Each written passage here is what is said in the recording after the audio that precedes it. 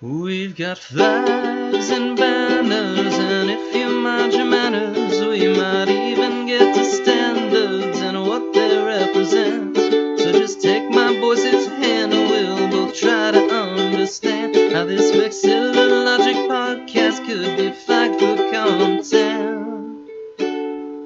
Flagged for content. What's up, Vex heads, and welcome to episode 66 of Flagged for Content. It's the only podcast that Denmark says is, quote, not for sale. Speaking of for sale, it is also a Flags for Good podcast, and you can head on over to flagsforgood.com/flagged4content, for like the number, and pick yourself up some very sweet flags. I know the Greenland one just came in because it is on the way to me. If you want to be like me, go get yourself a Greenland flag, a Panama flag. They've got a ton of them. And when you do, put in code FLAGGED4CONTENT, for like the number, at checkout, and you'll get just like a bonus 10% off. And it helps out the show. So win-win, as I always mention. I don't have a ton of notes on this one. One of the main things I wanted to mention up top is there is a meeting of the CBFA, the Chesapeake Bay Flag Association, that's mentioned later in the episode. I am going to be attending that. It is on February 23rd, which I think is a Sunday, at 11 a.m. So I will be there. I hope to see as many of you there as possible. I'm not going to be a huge part of it. Obviously, it's their show to run, but I am probably I'll probably present like a Vexy bit, which may or may not just be based on this episode. Who knows? But I would love to see as many Vex heads there as possible. And I know the CBFA would too. It is free. So yeah, just hit me up. I think there should be links in the show notes as well. Only other thing worth mentioning is last episode, I had Alan Hardy on, and he did request a couple flags in my background that had not gotten to me yet in one case, and in the other case I couldn't find. So Alan, if you're watching, I got your Nottingham and I got the NAVA flag up here. So if you're listening, just trust me. And I think that's pretty much it. As far as our links, I mention them as always later in the show, but go to our link tree, find all our stuff there. Yeah, including the Patreon, which has a little bit extra of me and Joseph talking about pretty much just an extension of what you're going to hear in the main episode. So anyway, I am not going to waste any more of your time. Let's go ahead and execute episode 66.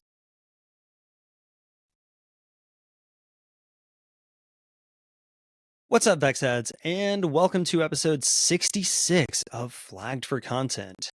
It's the only podcast that Denmark says is, quote, not for sale. Speaking of for sale, it is also a Flags for Good podcast, and you can head on over to flagsforgood.com/flagged4content, for like the number, and pick yourself up some very sweet flags. I know the Greenland one just came in because it is on the way to me. If you want to be like me, go get yourself a Greenland flag, a Panama flag. They've got a ton of them. And when you do, put in code FLAGGED4CONTENT, for like the number, at checkout, and you'll get just like a bonus 10% off. And it helps out the show. So win-win, as I always mention. I don't have a ton of notes on this one. One of the main things I wanted to mention up top is there is a meeting of the CBFA, the Chesapeake Bay Flag Association, that's mentioned later in the episode. I am going to be attending that. It is on February 23rd, which I think is a Sunday, at 11 a.m. So I will be there. I hope to see as many of you there as possible. I'm not going to be a huge part of it. Obviously, it's their show to run, but I am probably I'll probably present like a Vexy bit, which may or may not just be based on this episode. Who knows? But I would love to see as many Vex heads there as possible. And I know the CBFA would too. It is free. So yeah, just hit me up. I think there should be links in the show notes as well. Only other thing worth mentioning is last episode, I had Alan Hardy on, and he did request a couple flags in my background that had not gotten to me yet in one case, and in the other case I couldn't find. So Alan, if you're watching, I got your Nottingham and I got the NAVA flag up here. So if you're listening, just trust me. And I think that's pretty much it. As far as our links, I mention them as always later in the show, but go to our link tree, find all our stuff there. Yeah, including the Patreon, which has a little bit extra of me and Joseph talking about pretty much just an extension of what you're going to hear in the main episode. So anyway, I am not going to waste any more of your time. Let's go ahead and execute episode 66.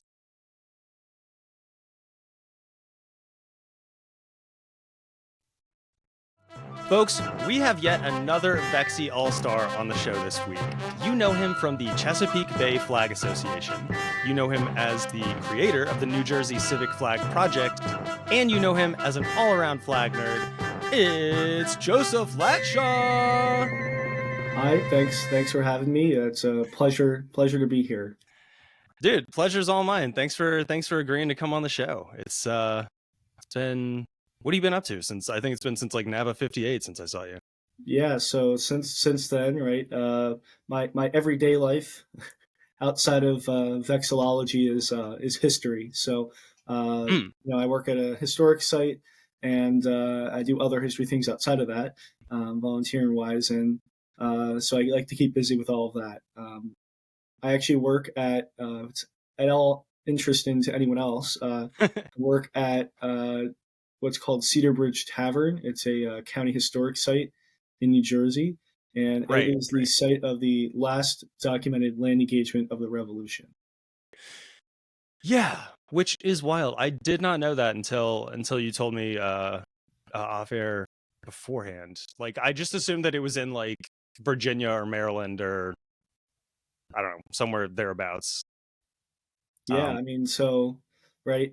We know about like what you're probably referencing with Virginia is Yorktown, which yes, is in 1781. That's like when the main armies, right, sort of stopped going after each other because they're trying to get to peace. But that doesn't come all the way until 1783.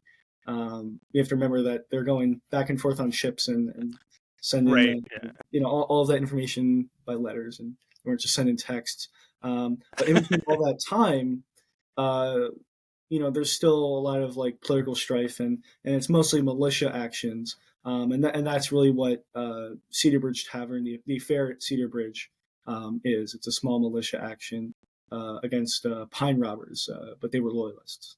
Right. So, okay. Cool. It's like a tiny little local piece of history, but has, I think, national importance. Oh yeah, obviously, very much so. In that case, so do you think your interest in like that aspect of history and your participation in the Chesapeake Bay Flag Association, are those like coterminal? Like, are you interested in like Revolutionary War history, stuff like that, or is it kind of just a coincidence? Yeah, so it's funny you mention that, right? So being in the vexillology, you would think it would coincide with my history and what I like about the Revolutionary War, right? But that's not necessarily the case. I actually I guess I really haven't had a chance to meld the two interests. My real interest is like local municipal flags and things like that. But I know Peter Enzoff is really good with Revolutionary War flags. But I don't know. I guess there really hasn't been so much of an opportunity to connect the two. But yeah, Chesapeake Bay Flag Association. Generally, right, the majority of members are in Virginia, Maryland, down there. But we kind of have a wider catchment area than that, in that we include New Jersey and even parts of Pennsylvania. Only reason we even do that is they're not part of any other flag association, so it's right. Yeah. They cast a wide net. But also, just to when we have like say a meeting online, those people can hop on, and we try to have a good variety of places that we meet in person. So I think we're actually be trying to have a meeting in Philly pretty soon. So we'll see how it happens. If we try to include more and more people in the things we do. So. Right on. Yeah. Yeah. Definitely a good goal there. I also appreciate that you use words like catchment and cast a wide net for the Chesapeake Bay Flag Association. Coincidence. Again, It's just coincidence. what I said, But still, yeah, it's like your mind's in that kind of area anyway. Yeah. Well, dude, that's awesome. Yeah, we will have a lot more to say on the CBFA, I'm sure. Let's go ahead and give the Vex heads a preview of what's on the flagpole today. We have got our usual under and overrated flags, and when I say usual, in this case, let's just say one has started to show up on this list quite frequently. We'll talk about Joseph's research process and some amazing stories that he's both uncovered and been a part of. Go into some of the things from his intro, like the New Jersey Civic Flag Project, and of course the Chesapeake Bay Flag Association, and just a whole lot else. But before we get into any of that, Joseph, I do like to ask my guests up top here, what is your favorite flag? Yeah, so my favorite flag is I'm probably the only one that says this flag is my favorite. But it's my flag of my home county of Ocean County. And so I bet any of the listeners haven't seen it, have never heard of it. But it's one of the ones that is near and dear to my heart. It's a flag that sort of started my journey into this rabbit hole that's civic flags in New Jersey. But just to describe it, oh wow, yeah, to help the listeners, it's a flag on a light blue field, and in the center, what it looks like a seal, but it's not. It's an emblem. So you can still make the same arguments that maybe it's a little too detailed and everything like that, but it has the words Ocean County, New Jersey encircled, and then in the middle is a scene of the famous Barnegat Lighthouse overlooking the Barnegat Bay. So the history, like being a history person, it's a really good call to like the maritime heritage of the county. And yeah. But it was actually created by a 13-year-old at the time, Sandra Peer, through a contest, not through the county, but through the Ocean County Historical Society in 1954. Oh, okay. And so it ends up being that her design gets picked. She actually, I think it was like a $25 savings bond. It's, I don't know, hey. Yeah. Right. And what's interesting is, and Jack Lowe pointed this out to me not too long ago. I guess I've looked at it too many times. I guess I would suffer from that. And being that I walk past it every day at work and things like that. Working right, yeah. But the original design, I can't believe I never thought of this or saw it, but Jack Lowe did. He said that in the artwork, which is true, this is all true, her original design, it says Ocean County. The resolution that was passed by the Board of Freeholders, now commissioners, to adopt the flag for the county says Ocean County, NJ. And the current flag that flies all over, I actually have it in my room. I'm looking at it right now. Yeah, got it on my says screen. Ocean County, New Jersey, like fully spelled out. Yeah, no comma, no. Yeah. Which is bizarre because I think what I said offline or something was there's only one Ocean County in the entire country. There is no other county of ocean. Yeah, which shocked me because like as much coastline as we have in the U.S., like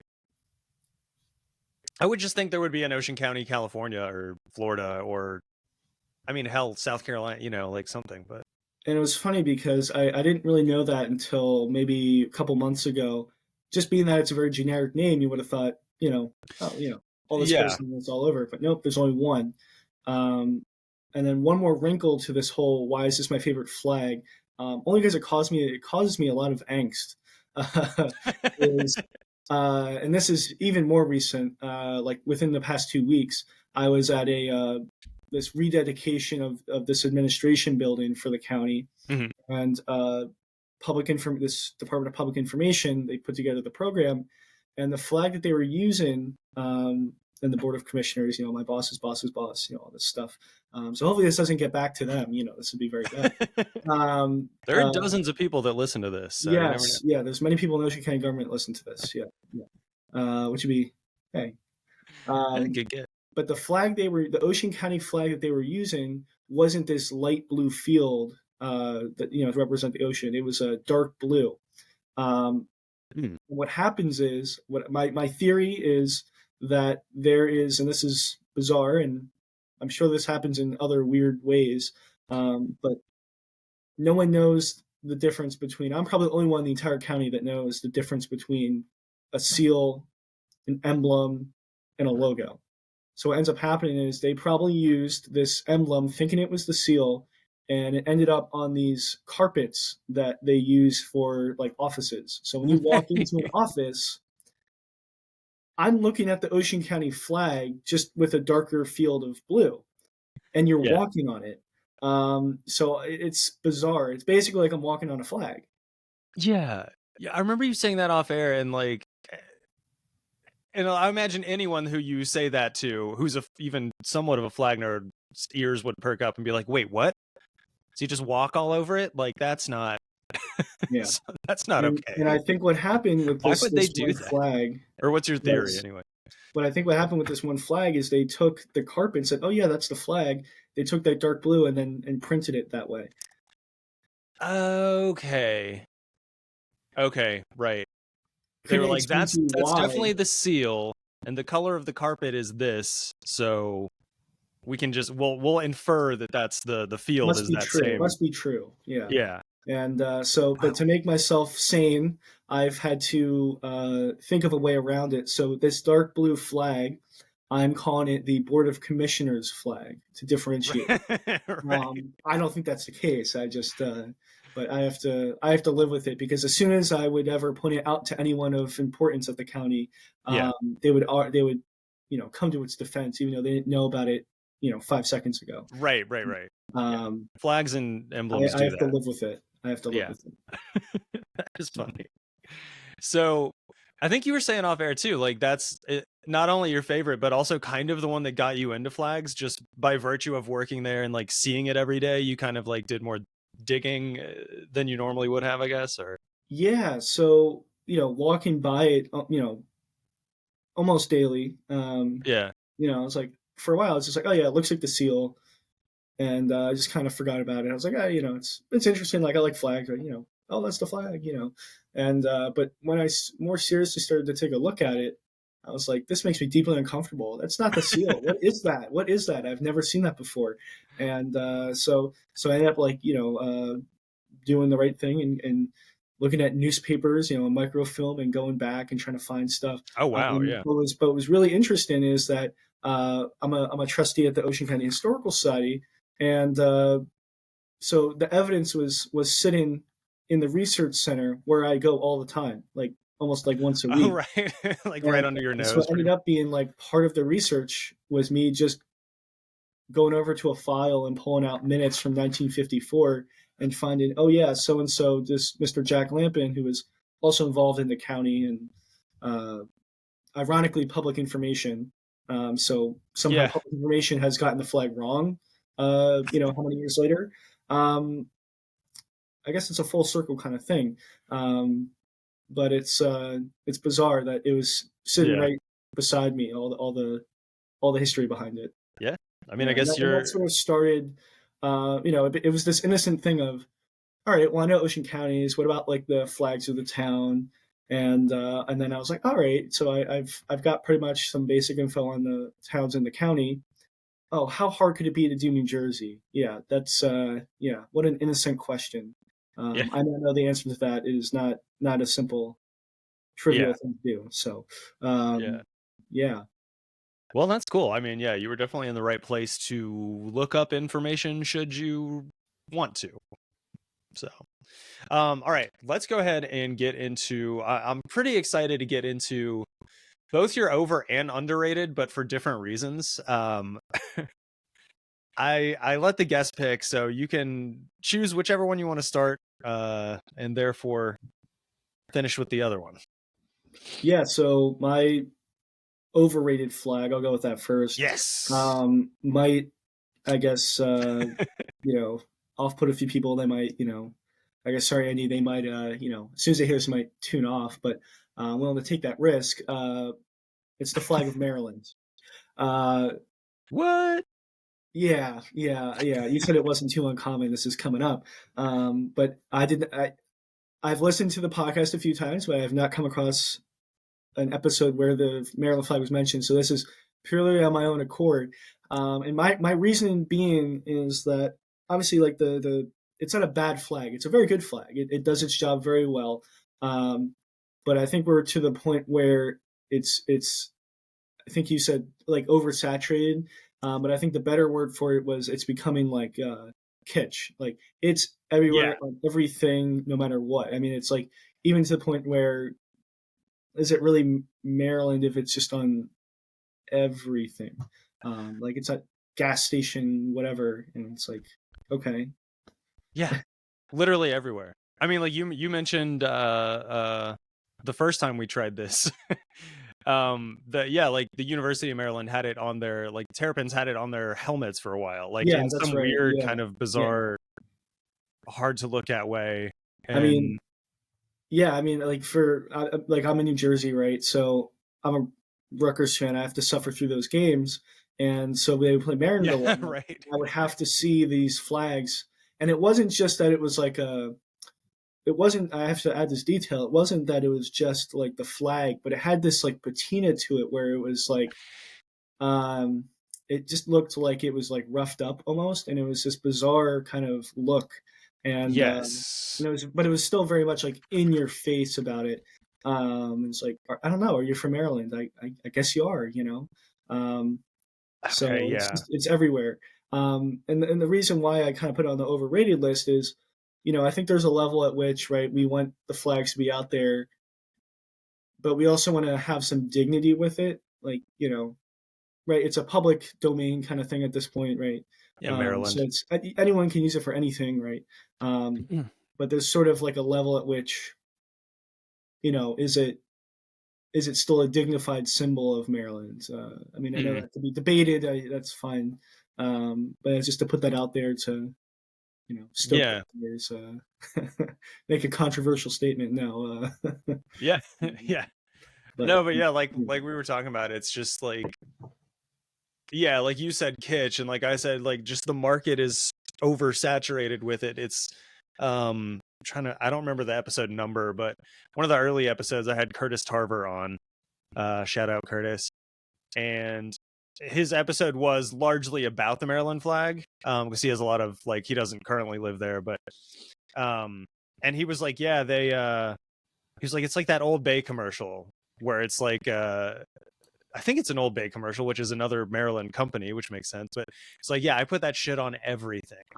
They will just, like, there's the meme of like the Flex Seal guy, like just slapping the Maryland flag on like the tank of water or whatever.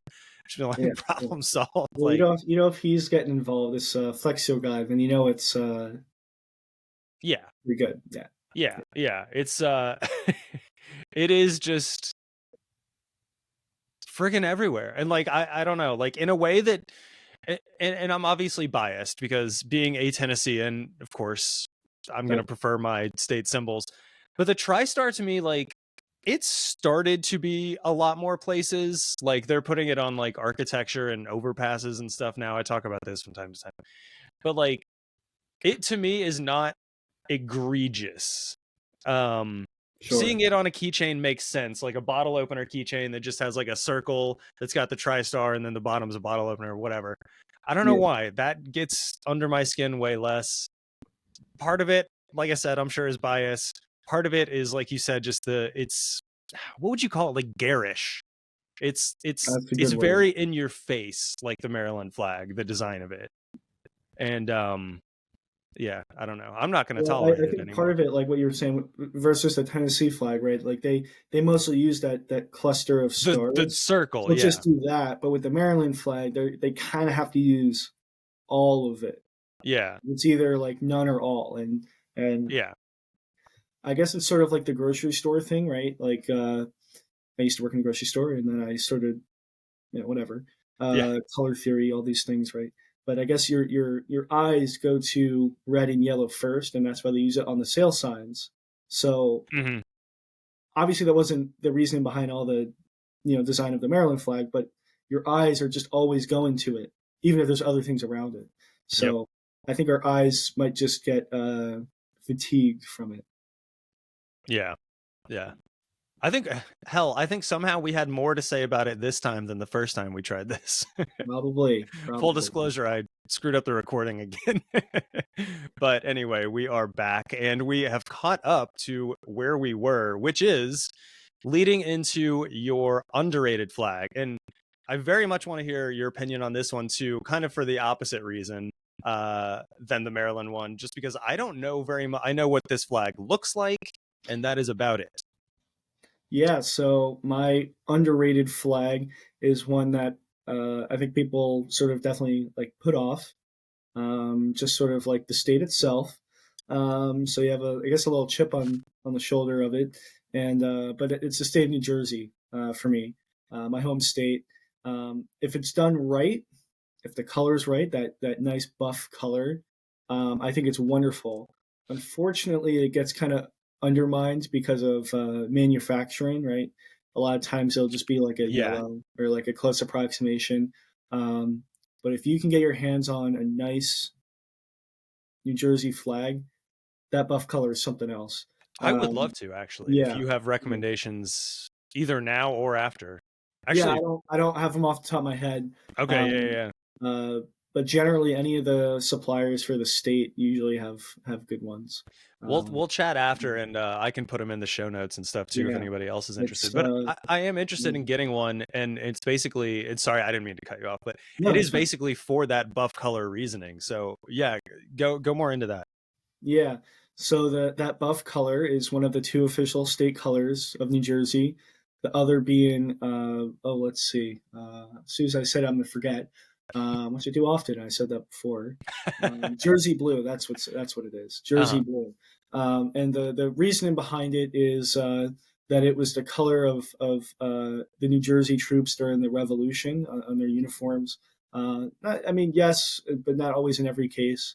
But if you put those two colors together, they really complement each other. And so, wish there was some Jersey blue on the flag, but I think the buff color is just so unique out of all the 50 states. Mm-hmm. Being that there's so many that have just like that blue field, it just really takes it to a next level. I think right next door, Pennsylvania's got that dark blue, and then New York has that dark blue, and then New Jersey's in there with that nice buff color. You get it right, it works. Yeah, I even like I need to get back to doing some of these, although I ended up doing enough of them that there's not many more to do, but there's like tier list, the tier maker list and everything of flags. I did a US states one and I'm not going to take the time to pull up my specific one right now because I can't find it, but I do remember that I put New Jersey slightly higher than the just field of SOBs like on blue. Sure. I think I also put Washington one higher too, just because of its green color. There's something that, it at least makes it stand out, like you said, from in its case, from its neighbors of New York and Pennsylvania. But it's a fine line. It's a fine line. Yeah. And that buff color, if I'm not mistaken, that comes from, like you said, the military uniforms, but that in turn came from like tanned deer hides, I guess, or something. Like so it would have something been to that effect. So it would have been from the the color that was there. It wasn't not necessarily something that was manufactured look that way. It's just that was the natural look, right? It's right. So there's even more of that. It's not like this artificial. I mean, it is artificial, right? Like it's sort of been taken, but I guess the only downside is the I guess like I don't really like right, like you have the flag design guidelines and stuff, and I know Ted is like almost apologetic at this point of how much like it's caused, like a bad flag, he hates the name. I'm inclined to agree with him. Like I really don't care if it's got like a seal or a emblem or whatever. That's just kind of my thing. I like the flags the way they are, and it's also for me, and it kind of leads into a little bit of the other stuff with the New Jersey Civic Flag Project. I think with well, a then lot of hold these on. I'm just kidding. with a lot of these flag redesigns, they're very quick to like dismiss the old flag and get rid of it, which is fine if they really like the new design. But we forget that we've got to save the history of that old flag. Yeah. I think states maybe more than cities are coming around on that. Like how Utah has made their old one their historic flag, and how Maine and Illinois both have kept their actual flags on ballots, things like that. But yeah, I definitely understand what you mean. And I was going to ask you to that point, would you be open to any kind of state flag change in New Jersey, given how much you like this one? I mean, like, I guess like it's a very open-ended question, because it's like, what would it look like? What I've form? thought about it, but I don't think I've ever come to a real answer. Yeah. Just because I really like that buff color, but I know that part of that seal, it's not even really the whole seal, it's just the device that's in the center.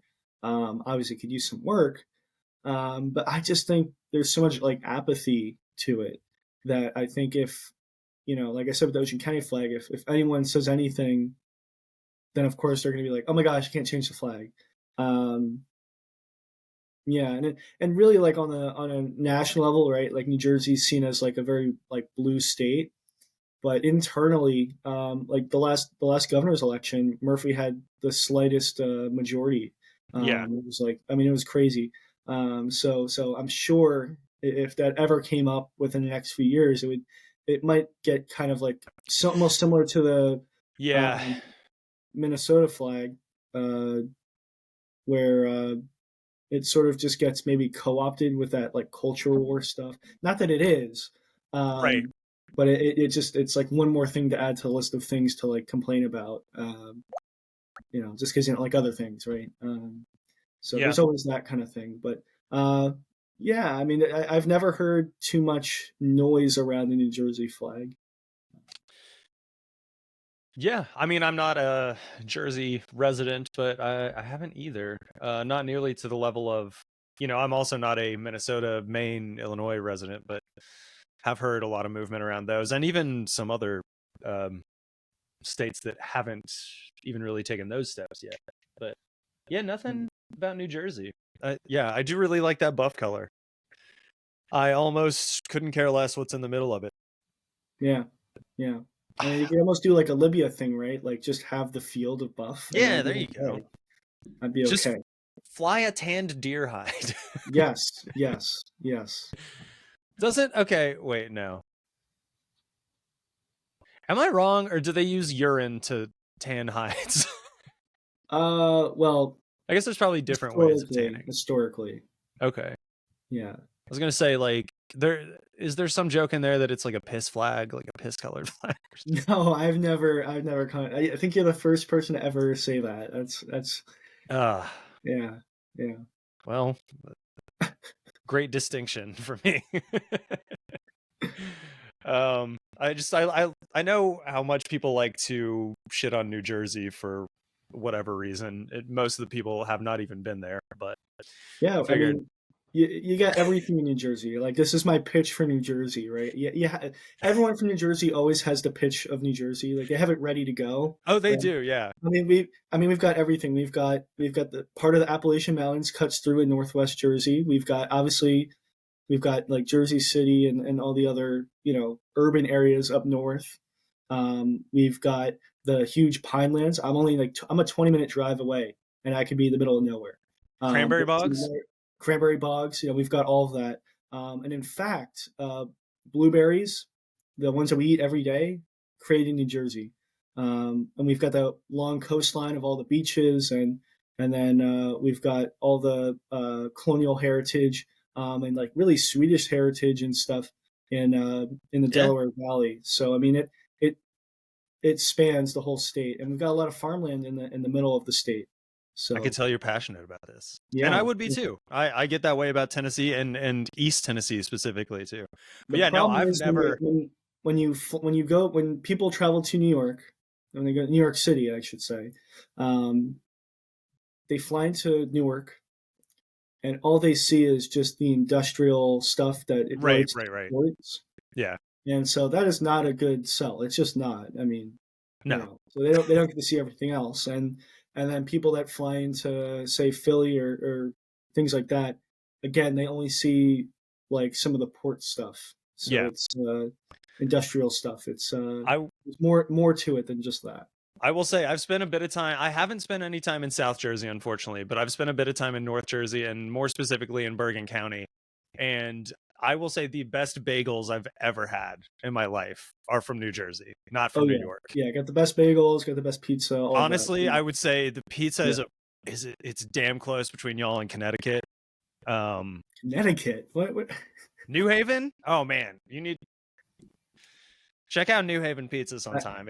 I'm afraid I never want to move out of New Jersey because I could miss out on these things. Like I have some cousins that had to move down to Virginia. That's true. And they drive like 40 minutes to get like a decent slice.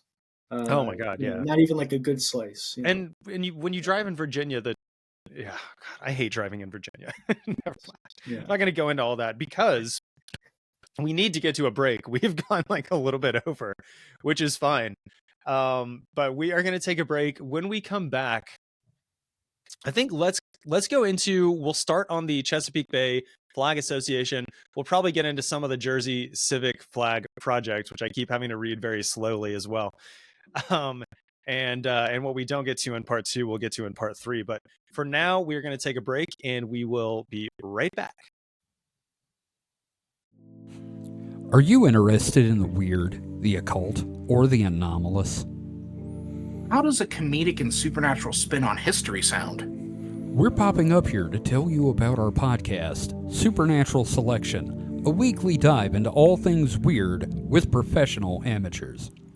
We research and uncover fascinating things about our often spooky and strange history and share them with you a couple of hours at a time. Like, did you know that in 1955, a farmhouse in Kentucky was besieged for a night by extraterrestrial goblins? Or that the Mothman is still being cited to this very day? And that the craziest thing published online very well may be Time Cube? If you want more than deep dives into strange topics, we also have our Weekend Weird episodes. All the weirdest and buck-wild news we can find on the web delivered hot to you.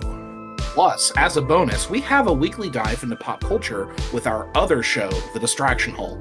Because, well, you shouldn't work all the time. So, if you want to give the show a try, hit up supernatpod.rocks and add the show to your favorite podcatcher or stream right on site. 2 great shows, 1 feed. Join us, won't you?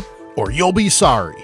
Remember, that is supernatpod.rocks for an immature audience. Don't let your mom know we're doing this. All right, and we are back more with Joseph Latshaw from the Chesapeake Bay Flag Association, among other things. But I do mention that one because it's the one that we're going to get into presently. So, Joseph, if you want to just kind of paint with a broad brush, big picture right now, give us the rundown of what the CBFA is and does. Yeah. So the Chesapeake Bay Flag Association is sort of a informal group, right, of flag enthusiasts. And so what we try to do outside of the NAVA conference is provide sort of a meeting space and a way to kind of exchange ideas and thoughts on flags, in between that yearly conference. And so for a while, for a really long time actually, Jack Lowe was running the show there. So he recently stepped down. So after a while, so he's done his time, most definitely, and leading that organization. So he kind of was like, yeah, we need some people do we want to carry this forward? Do we want to keep moving on? And so there's enough of us. So between so there's 3 of us that now lead CBFA. Anthony Iaso, Charlie Smith, and myself, we kind of take care of the planning, the emails, the Zoom stuff, and it's not too heavy a lift. But so what we do is 3 times a year, we do a winter meeting, spring, and then summer. We try to get people together to talk flags. Two of those times were like in person, so we go to a site, usually like a museum or something, right? There's always usually history adjacent with flags, but not always. Mm-hmm. And then in the winter we do a Zoom meeting, and that usually actually captures a lot more people. We generally have about 15 to 20 people at a in-person meeting, but at Zoom we could have upwards of 30, maybe 40 at the most. Oh, wow. But the catchment area, like as you said, Chesapeake Bay, so you would think generally Virginia, Maryland, Delaware, and a few others. But we kind of have a broader area with New Jersey and Pennsylvania. So it's just been kind of fun. I bet. Yeah. I kind of do more of like I check the email. I invite new members and take care of the planning when it comes to like the Zoom meetings and lining up exhibits and things like that. But generally, it's a pretty laid back atmosphere, and yeah, so it's been fun. It's been fun, and it is fun for people that want to do that. Right. Yeah. No, that sounds like a blast. I guess like a lot of my questions and thoughts on it kind of center around it being a regional thing, like a regional entity, instead of a national or technically international one like NAVA. But so let's go back. So you said, so there's 3 of you on the like leadership board, right? Yeah, team. So we're not even. So this is an interesting, right? With like many organizations, I guess at some point it was incorporated. Okay. But we're not. I don't think we're incorporated now. So it's like when I said it's informal, I mean like very informal. We're just sort of like the 3 people that kind of do stuff. we're the shepherds of it and kind of getting people together. So okay. Association, sure, yeah. I mean, for sure. Yeah, and but we are a full member of FIAV, so that was an interesting thing. Like over the summer. Okay, that was going to be one of my sorry to steal your thunder there. But it was sort of an interesting thing. I get like an email, and they're like, "Oh yeah, can you like if no one's going to be there, can you like have a representative and like record remarks?" And I was like, "Oh, all right, I guess we have to do that." So we ended up deputizing Ted K. So he was very nice about that. So cool. He made decisions on behalf of CBFA at FIAV, and then out of the 3 of us, I just ended up doing a recording, just a short hello and that kind of thing. So gotcha. Yeah. So our mailing list is, we don't really have membership, so we just basically, if you want to show up, great. If not, at least know what's happening. And but we have a pretty hefty mailing list that we keep together. Yeah, I saw that. Well, I didn't see your mailing list to be clear, but I did see that it looks like pretty much anyone who wants to join can join. There are not like dues or specific requirements in place as far as cost. Location. You don't even really need to be a vexillologist. You could just be someone that's like, yeah, okay, I'll try it out, whatever. And a lot of times we have people that bring like their family members, the spouses, of course, and then just maybe like a friend just to check it out. And so we really invite anyone. It's not closed off to just NAVA members. So of course we do have majority NAVA members, but it really can be anyone. It really could be anyone. So.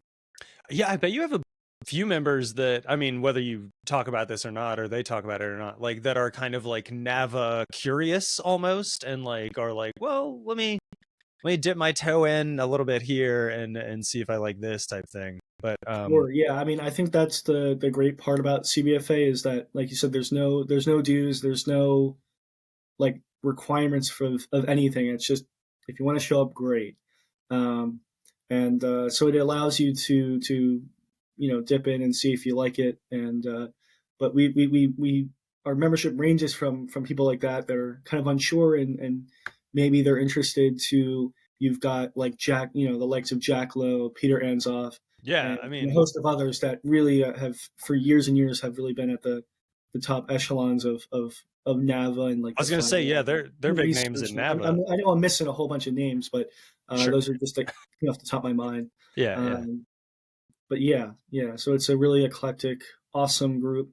And what I find is just like the NAVA conference meetings, we'll eat lunch or whatever, and the conversation quickly steers not intentionally away from flags, but just onto other subjects where it's almost like a learned, a Jeffersonian sort of conversation where you're talking about maps, you're talking about this historical event, your geography, a million other things, and flows freely, and that's a really nice thing. That doesn't happen too often, I feel like, anymore. Yeah. It takes the right group for sure. So, okay.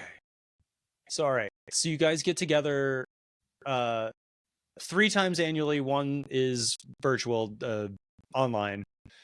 2 are in person, and they are, like, generally speaking, like, how far am I going to have to drive to get to one of these? Like, so we what we're trying to figure out is, me personally, taking over from Jack, is do we want to kind of have like a rotating schedule of, and do we want to be like one meeting like in the true Chesapeake area, and then one maybe closer to like New Jersey and Pennsylvania to, have people come to the meetings. But right now what we've been doing is we just, I should say, one's virtual, one is at a member's home, and then one is at a site. So I was kind of thinking, gotcha. And you said the site's usually like a museum or some type of... something like that. And we basically just go whatever pops up. So the past two in-person meetings, one was at actually Anthony Iasso's house, which actually wasn't too that far from West Virginia. So that was quite a drive. But we still had, I think, a healthy amount, about 15 people. I drove something like 4 hours or whatever. I was looking up directions to Baltimore. It's 9.5 hours. Yeah, that might be a bit far. Yeah. But again, that's why we offer that Zoom meeting, so that no matter what, at least once a year, you can join in. I think I will. We're tweaking what we're doing. We're trying to find marginal gains, but without also keeping it light, easy enough to kind of organize, so. Yeah, I'm very interested in this because like I got into NAVA shortly after starting this podcast, or pretty much right at the same time that I started this. And I know a little bit about FIAV. I've not been to one of their conferences, but obviously I'm the tech guy for NAVA, so I help Jelko Heimer get in, virtually to the NAVA meetings every year and everything like that. But like my big blind spot is like these admittedly smaller like regional associations. Like I think there's yours, there's one in New England. I think there's like a Great Lakes one. I think there's one up near Ted, like in Portland Flag Association. Yeah. That's probably the most active. The most what? Sorry. To me, that's probably the most active. But there's also a difference in like our approaches. Sure. I was going to ask about that. So what is the difference in approach? I mean, I was going to ask it in relation to NAVA, but if you want to put it up against that as well, that'd be great. Although give us a baseline for what theirs is. And just like wondering if you guys have any kind of like initiatives, like any kind of like proactive things, or if you're more of just like a hobbyist group that gets together and talks. I'd join either, but I'm just curious.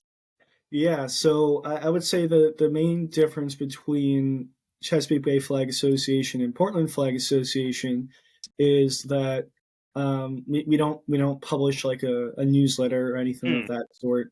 That's just one of those things. I know. So in the past they had at least a few issues, but just like anything else, it's just a matter of finding the people that want to do that. And so it's one of those things where we've made a conscious decision to sort of pare down to the bare essentials. Why do people want to, join this organization, even informally? And really it's the meetings. And so we've really focused in on that and making that sort of like the the main thing for CBFA, and we think it's working. You know, every meeting we go to, people are always happy to be there and talk flags. And if that's what people want, that's what we're going to do. So and Portland Flag Association, they have a lot of active members, and it's also a smaller, much smaller catchment area. Like yeah. So you know, differences but healthy differences, and it fits for whoever's in charge, whoever's in the area, and what they want. So we basically do what we want to do. You know, it's as simple as that. So right on. Cool. We don't bite off more than we can chew. That's the most important part. We want to make sure that a good tip. Planning isn't too laborious, and we keep the focus on flags. Yeah. Right. Okay, so I was going to ask as well. So you mentioned, as we've brought up a couple times, there are 3 of you, like, kind of on the very casual, unofficial leadership board that, you know, kind of split responsibilities this way and that. I get the sense that the membership, or at least the leadership, skews a little bit younger in Chesapeake Bay than it does in NAVA. I know you mentioned Peter Ansoff and Jack, but is it more of a younger crowd, or is it kind of still just a little bit of... Well, so I don't have any, like, so NAVA's got like a membership database, and with all that information. Oh, that's fair. That's true. I don't have access to things like that. I just have an email list. That's our database. But we do have young members that mostly join on Zoom. I think there is some. So we've had discussions about this. There is that sort of barrier, you know, of participation when it comes to in person, right? When you're a younger person. But I would say just vexillology in general. So NAVA, CBFA, you know, all these other groups, out of all the groups I'm involved in my everyday life outside of vexillology, they're not doing as well. You know, I think there's this crisis of people not joining membership organizations. But wait, which one is not doing as well? Sorry? Which one did you say is not doing as well?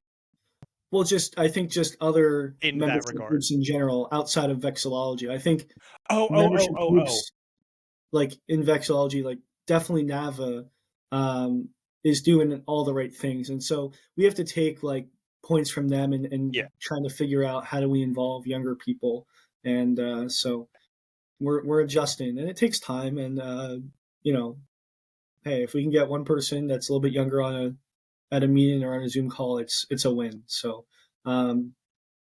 vexillology is doing something right. For sure. Yeah. So I was going to ask too about, well, let me ask first about your flag. I have a question from a listener that kind of is related, but I did want to ask, so obviously as a flag association, you have a flag of your own. Would you mind describing that both in design and in symbolism for us? Yeah, let me, I'm going to just pull it up because I'm going to look at it while I'm describing it. Because you don't remember? No, I remember it. I just, I'm just kidding, dude.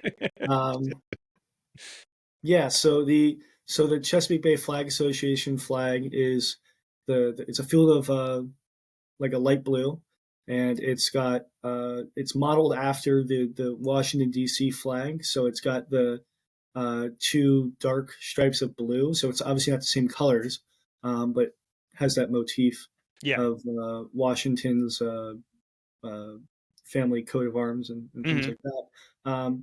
But we added extra stars in a V pattern at the top instead of the 3 across. It's a V of 5 stars. So the V being obviously for vexillology, and then the stars represent states of Delaware, Maryland, Pennsylvania, Virginia, and then West Virginia. I guess we include West Virginia. To be frank, we probably only have like 4 people, but I'll take it. And then well, like you said, it's that wide net. It's that wide net, catchment area type thing. Yeah. So yeah, and I've heard other people describe one of the stars being New Jersey, not West Virginia, but it doesn't really matter. It's one of those things, right? It's emblematic of the area and the region, that kind of thing. So and then those blue colors is right for the Chesapeake Bay. Bay. And does this go back? Because like part of the reason I'm asking too is because the picture like on the like landing page of the website has like what I would say a picture from the, I don't know, 80s, I would guess. With some of the old timers, I think Peter among them, holding a different flag. So has the flag been changed that you know of? Not to my knowledge. So I'm looking at it as well as you are. Okay. The flag that's in front, that's the flag of Pittsburgh. It is. Yeah. Okay. And I think that picture in general is actually it was a joint meeting between, I want to say it was the Great Falls chapter or association. They're now defunct. Okay, yeah, because now that okay. Yeah. But the Chesapeake Bay flag is there I mean, it's mostly obstructed, but yeah, I was looking at I think that's I had scrolled down far enough that I couldn't get back up to see that. I saw that. Yeah. Okay, right on. Yeah, okay. Yeah, there's I don't know who created it actually, but I guess that's another mystery I have to I'll probably that was going to be yeah. Jack knows everything. So a question. I kind of related to that, as I mentioned, I do have a listener question from Alex Knight 002 on the Discord, who said, I'd like to hear about whether the organization has ever thought about making a coat of arms to represent itself. Do you know if there's been any talk or movement or anything on that? I know you're more of a flag association. Yeah, no, I've never heard of that. But obviously, like, you know, if someone wants to make a coat of arms for us, that'd be interesting. Yeah. I don't really know where we would have the chance to actually like use it. Sure, yeah. But what we try to do at every meeting, just like the picture on the website on the main landing, is we always try to take a group picture. At least when we're in person, and if it's on Zoom, we take a picture of, you know, all the, you know, people's faces. But we try to have a group picture where we hold up the CBFA flag. So, but yeah, that would be interesting.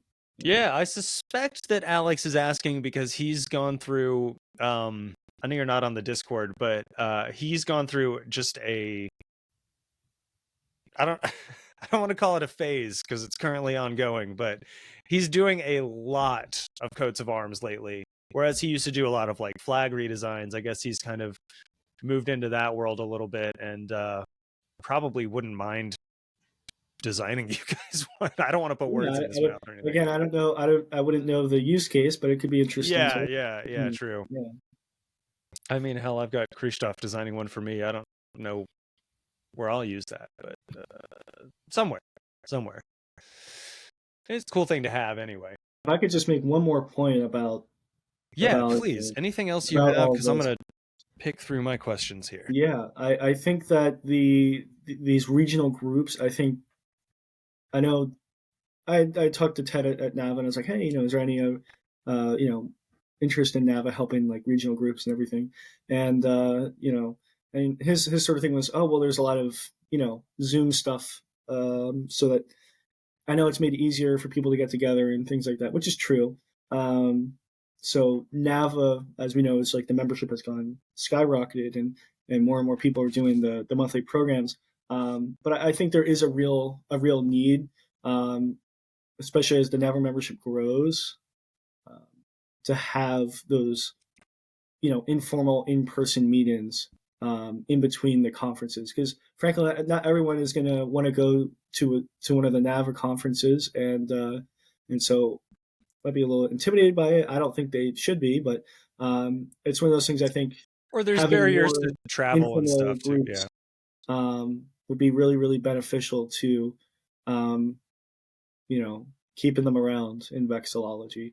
And that's just my opinion in it. You know, from someone that, you know, for years, from middle school all the way, I guess till 2022, was my first NAVA conference. I guess that was Philly. No, maybe 2023.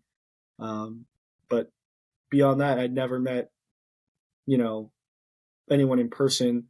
And then I started going to these CBFA meetings, and I was like, hey, this is pretty cool, you know. Yeah. So it was less, you were less in a vacuum and more in part of like a group. Even if you knew you were like a part of a group, like Right. you had a member card and whatever, actually meeting people in person is just so powerful. And just like a low barrier to entry type thing. Yeah. Definitely, definitely.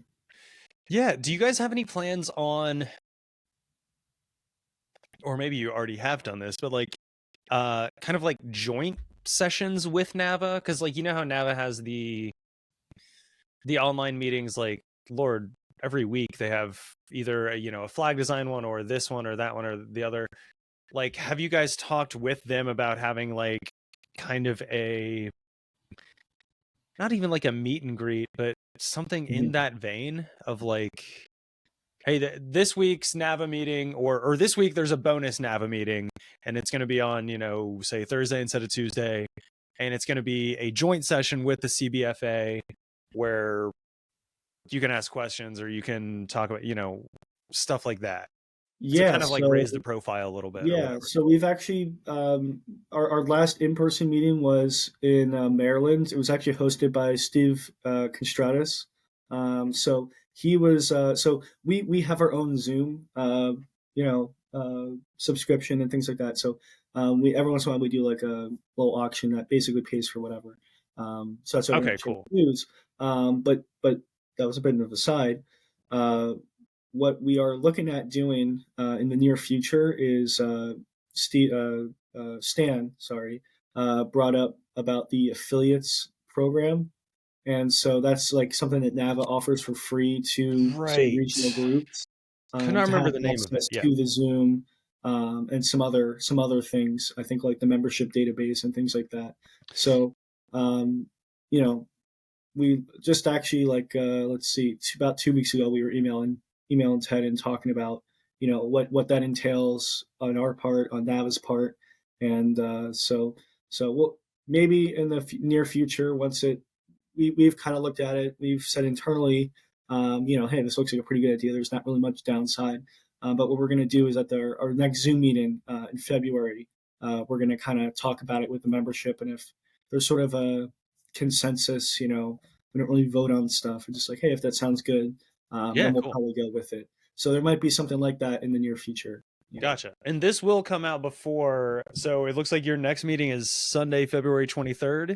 Yes. At 11 a.m. and all times are Eastern, I would assume. Yes, Eastern. Yeah. Okay. Yeah, I think I might try and get in on that if that's cool. Of course, you can just email us and I'll answer that email. Right on. Yeah. Cool. Yeah, I'm gonna try and be on that one. So yeah, if any listeners or whatever would like to also join that, it'd be a good opportunity for us to all get to see the CBFA in action. That'd be and all you have to do is email us the CBFA mail at gmail.com, and and I'll put you down to be there. If anyone wants to do Vexibits, we always welcome anyone to do those. And then once the time comes, for the meeting, I send out the Zoom link and you join. It's as simple as that. Right. Yeah, I am leaving myself a note to insert that into the edit so that people can just see it up on screen right now. CBFA mail at gmail.com. Yeah. Awesome. And that is Sunday, February 23rd at 11. Very cool. Yeah. So I'll be there for that. I will email you on our next ad break, which actually let's go ahead and get to. I think that's probably good on the CBFA for now. As mentioned, if you want to know more, come to that meeting, hang out with both of us, among a lot of other cool people, I imagine.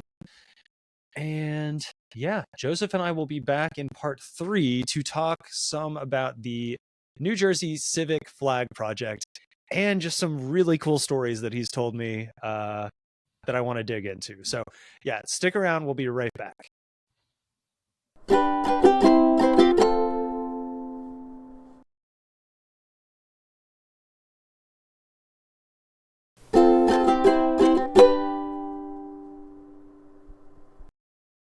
All right, and we are back. more with Joseph Latshaw here, who is going to tell us all about the New Jersey Civic Flag Project. But he's got a couple of stories that are kind of lead us there first. So take it away. Yeah. So this New Jersey Civic Flag Project is sort of started with that Ocean County flag. In the beginning, when I talked about my favorite flag, that's what kind of started this project. It was quite innocent at the time, but really it's about telling the histories of these local flags that I think get sort of missed, and the histories behind them, why, who designed it, when, all those, I think basic questions about flags, and but just to drive home like how important I think some of the stuff is, like it provides like a local story, usually like a feel good kind of story, things that I think that we're missing now, that we could find if you dig enough.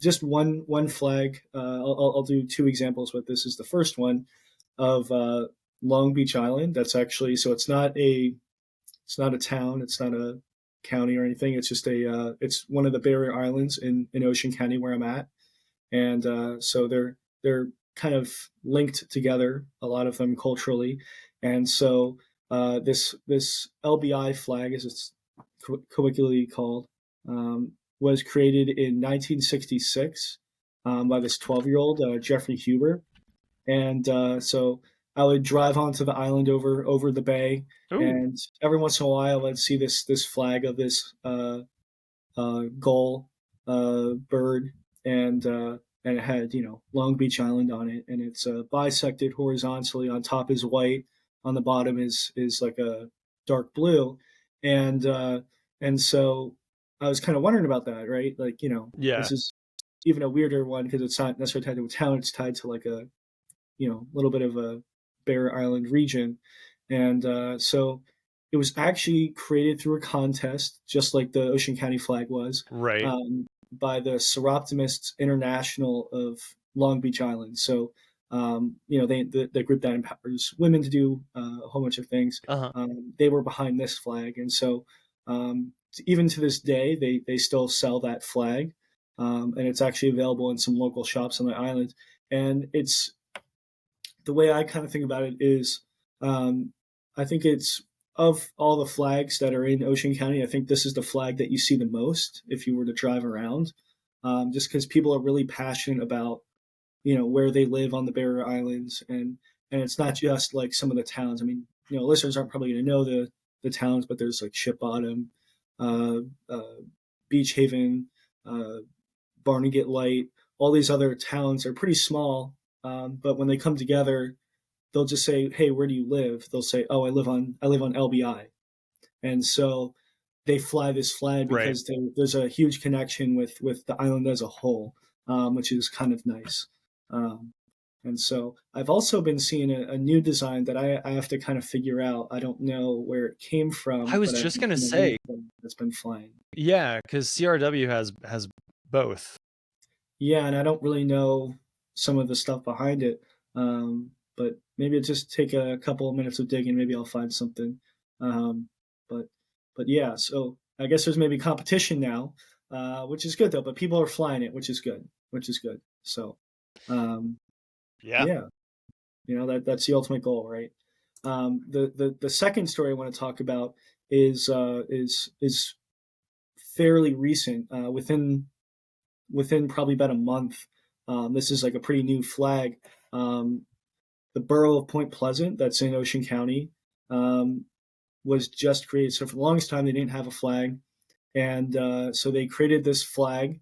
It was by a sixth grader, Carlo Polino. So he kind of, I guess he's into flags. I actually sent him a letter, believe it or not, in the mail, like, hey, since you liked flags, I noticed you liked flags, do you want to join NAVA, that kind of thing. And so maybe he ends up being a NAVA member. We'll never know. Maybe we know.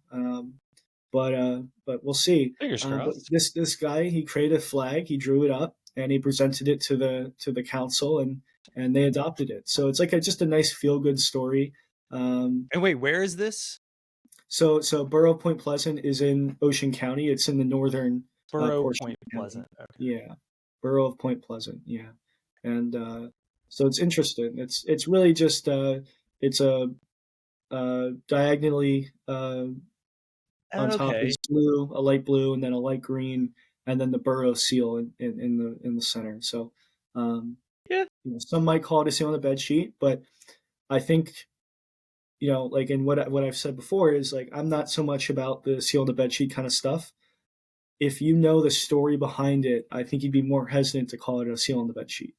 Right? Like a sixth grader designed that. You can't really knock that down. So I think it's a wonderful design. If the people of Point Pleasant are happy with it, then I am. So who am I to say? So, Yeah. I know I take sort of an extreme, maybe stance on that, but that's where I'm at. Well, I was going to ask, like, if you have you been to Point Pleasant and seen it flying, in the wild, as they say? Yeah, so it's literally so new that they have to order flags. It's within the last month. October of last year, so like December. It got adopted in December. Oh, okay. So as of recording, like a month ago. Yeah, it's like they still have to order flags, but hopefully I'll be seeing it soon. But all of those two stories and that Ocean County flag from before, I think have it puts like personal stories, into these flags, even if they don't meet necessarily the design principles or whatever. There's a really neat history behind it, and I think we're really missing that on a lot of flags. So. Like I said, I started with that Ocean County flag. Right. Yeah. How many of the towns in my county? There's 33 towns in my county. How many of them have a flag? So it's like roughly I think 40%, like 17 or something. Yeah. And then I'm like, okay, that's interesting. Okay, but what about like the basic questions? This was all very innocent of myself, right? I was like, okay, I want to know who created it, when, and was it like a contest? Was it did someone just put it together and said, here you go? Was it like an outside group like that Seroptimists of LBI? Or was it a school thing like a lot of times? Yeah, it was a school thing. Yeah. Finding that has been very challenging, only because a lot of times it's like a very informal process. But if you're able to find that stuff, that's a gold mine, just because it really paints a really nice picture of that flag. I keep saying it, the personal stories, but it's true because there is always someone behind the flag that made it. And I imagine, like in your case, being in New Jersey and being in Ocean County, like you can personally contact some of these people. I mean, it's maybe this is a sixth grader, so maybe reach out to the parents first, but yeah, like for obvious reasons. Yeah. But like that's an angle that like I can't like ring up Benny Benson and talk to him about Alaska's flag right now. Sure. And I couldn't have at the time either, but yeah, you're local enough that you can like get those personal stories that that a lot of people that are usually just kind of like tossed to the wayside. It's usually like, all right, this is the design. The designer was this person who worked at a graphic design firm or whatever, the case may be.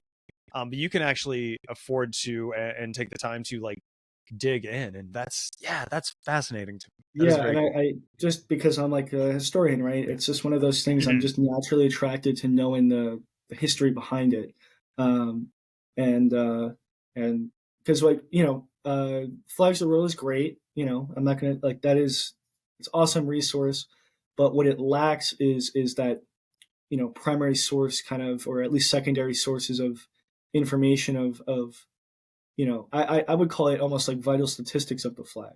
How do we know what we know about the flag? So it's one of those things where it's so minor that people almost don't know about it. Even within like, so when I did Ocean County, I was like, oh, how hard could the entire state be? Well, it's 21 counties, 565 municipalities.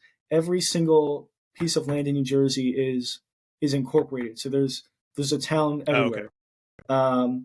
And so, my gosh, that's been like such a big hurdle. Even within Ocean County, my home county, there's a lot of, it's hard to find just that information. So then going outside of like the places that I know has been really hard. And when you say research, I would say I would say it with like a lowercase r, not a uppercase r, because Okay, it's a change that in very my notes. desperate type of research. And got it. No, but I mean, still lowercase or uppercase, like that part of it is fascinating to me. Doing actual field work, like actually getting out and talking to people, because like that, at least in our quote unquote field, is a rarity, I think, at least nowadays. Obviously there's like this spate of like flag changes that are kind of happening at a more rapid clip than a lot of us would have thought, but those stories are mostly national unless you dig down into, unless you do what you're doing basically, and dig down into some of the smaller like municipalities, counties, cities, ones like that. So I guess like this was like perfect for you. Like you love history, and have access to a lot of resources, thankfully, due to what you do.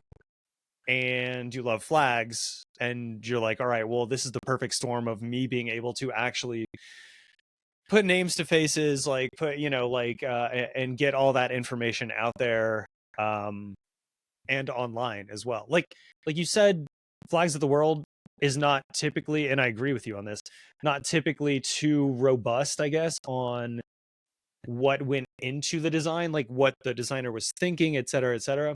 But this one on what is it, Point Pleasant, is actually, and that's credit to it being in December of last year.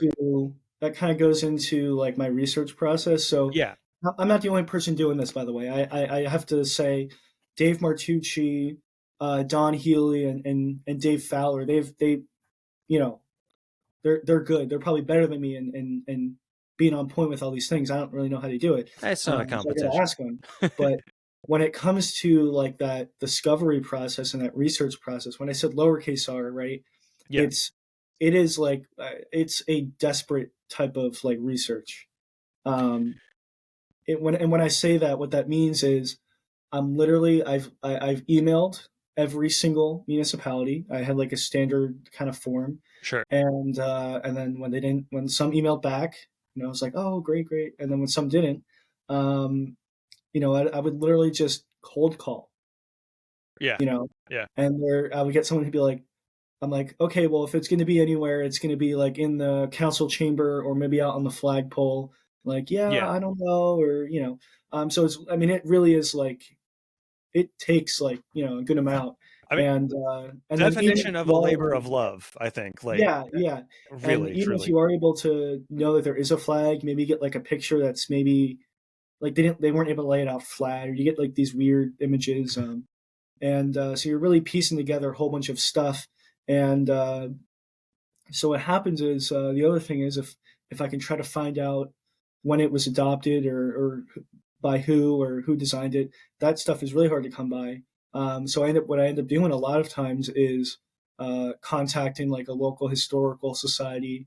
It's about finding the people that knew the people, kind of thing. Yeah, and that is often difficult. I also do a lot of Open Public Records Act requests, where I have to like file to say, hey, hunt down this resolution, of them adopting the flag, and it's important, right? And yeah. What I hope people take from this is that it's not like insurmountable to find the evidence. It's just, it takes a little bit of effort. It takes an email, it takes a phone call, and then maybe some other dialogue with some people in the area. So I'm trying to do it for New Jersey. I'm hoping that there's others that might be able to help.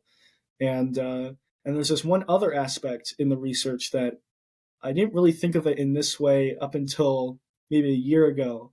I know there's a lot of, say, these videos on YouTube where they'll examine like a satellite photo of like, say, Russia and like what they're doing, and it's called like open source intelligence. And so I didn't know I was doing the same thing for flag. If you go on Google Maps, you can often find the town flags flying. You have to get like the right angle, and you have to like go up and down the street every little bit. Sometimes you have to go to a previous year. Previous years, yeah. too. Yep. And you can scour the internet for stuff that's just out there. You just have to look.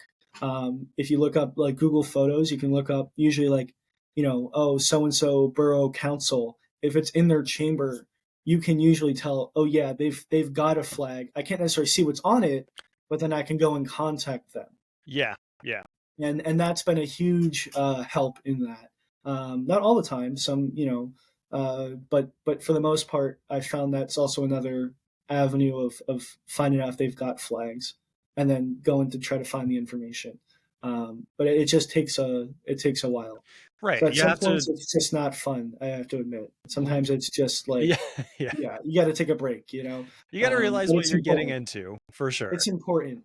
It's not necessarily for the casuals all the time. No, and but it's important. I really hope that people, what they take away from this is maybe they would help with the project in New Jersey. I've got my website, NJCivicFlagProject.com, and so they can look at all of that on there. What I've compiled, and but I hope what they take away is that they can do that in their county, in their town, in their state, and collect that information. Because it's important. It's local history. It's stuff that I think the vexillological community isn't necessarily. I don't want to say like not treated with respect, but maybe something that hasn't been like on the radar. Especially like you said, all these state flag redesigns. Yeah. As these new flags come in, the old flags are just as important. We have to know. If it gets replaced, we have to understand the old flag to understand why they made the new one, right? And we can't necessarily do that if we don't know the history behind the old one. So that's why I'm doing it. That's why I've got this website, and yeah, dude. I think that might be the perfect place to end it. Unless you've got anything else. I don't have anything off the top of my head, but get out there, it's been a real pleasure to be on the show and to have some listeners that might be interested in this. Dude, this has been a fantastic talk. Like I would have done this recorded or not, and we did part of it not recorded, so yes, that's true. I guess so. Good a time as any to go ahead and get into plugs. And you just mentioned one, but let's re-mention it again. I will put it up on the screen here. But for the New Jersey Civic Flag Project, what's the site we can go to for that? Yeah, so the website is, if you have to, it's sort of, I have it in a way that if you look up, in Google or you just type it in, it's called NJCivicFlagProject.com. And it's just a small site I made myself, and it's got a little bit behind the project, the goal of it, the progress, and then, of course, you can look at the research I've done so far. And it's, it's fractured, but it research isn't pretty, and there's a way to contact me on there as well. So right. Awesome. Okay. Oh, and I think, yeah. I think I have. Is there any chance I've seen some of these on Reddit or? Probably not. The only way it would probably be on Reddit is if someone had posted it on Flags of the World. There is times where maybe people find it, after I do, but I'm still kind of working on. It's not that I don't. There's things where like I'm not necessarily, it might be on Flags World, it might not. Yeah. But I want to get down to the detail. So but if I could also plug the CBFA website, we also have a YouTube channel, please, which is new. But yeah, the CBFA website is cbfa.vexillology.info, and so that's our website. And you can also look us up on YouTube. We've got some past recordings of our Zoom meetings up. So if you just find yourself want to listen to flag conversation, you can look up Chesapeake Bay Flag Association on YouTube. Awesome. Yeah, and I will have those links on the screen for the viewers and in the show notes drop down for the listeners. All right. Anything else to plug on your end, or? That's all the plugs I have. I guess those are the two big ones. I guess mine then. I guess if I have to, I'll plug my show. You're already watching it or listening to it, so you know where it is. But if you do want to interact with the show in a way that isn't either of those two things, you can go to linktree.com/flagged4content, all spelled out, and find our links to everything, including links to apply to be a guest, or ask to be a guest. There's not like a lengthy application process. Or join the Patreon, join the Discord server, which I said, a few of the questions come from, and there's just always a good discussion going on in there. But yeah, anything with an @, we are at flagged4content, 4 like the number, and that does include Blue Sky. I think that is pretty much it. And yeah, I think it's time to close down the show.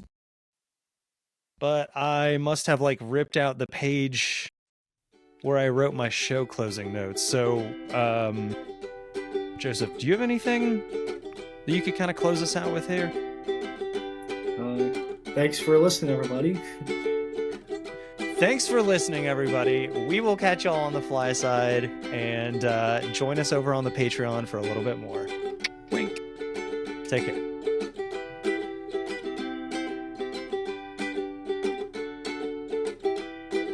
Flag for Content is proud to be sponsored by Flags for Good. Go to flagsforgood.com for more information.